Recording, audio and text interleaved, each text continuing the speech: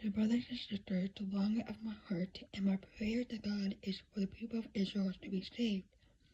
I know what enthusiasm they have for God, but it is misdirected zeal, for they don't understand God's way of making people right with Himself.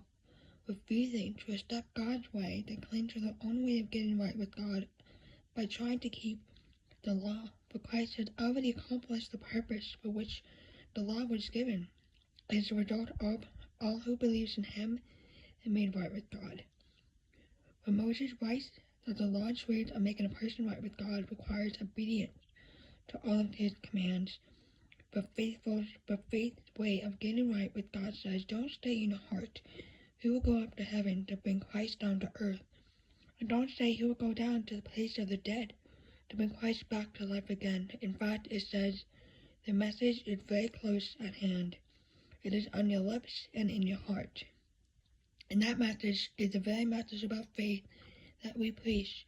If you openly declare that Jesus is Lord and believe in your heart that God raised Him from the dead, you will be saved. For it is believing in your heart that you are made right with God, and it is by openly declaring your faith that you are saved.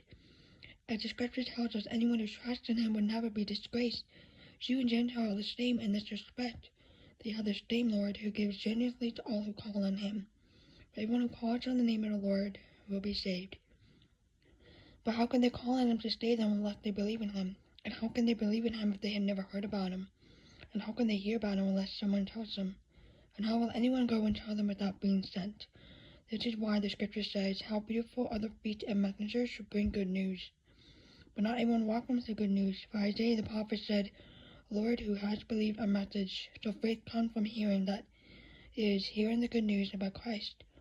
But I ask, have the people of Israel actually heard the message? Yes, they have. The message has gone throughout the earth, and the words to all the world.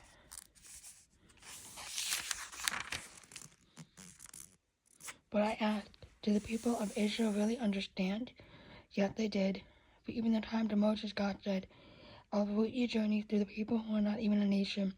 I'll provoke your anger through the foolish Gentiles. And later Isaiah spoke boldly for God, saying, I was found by people who were not looking for me. I showed myself to those who were not asking for me.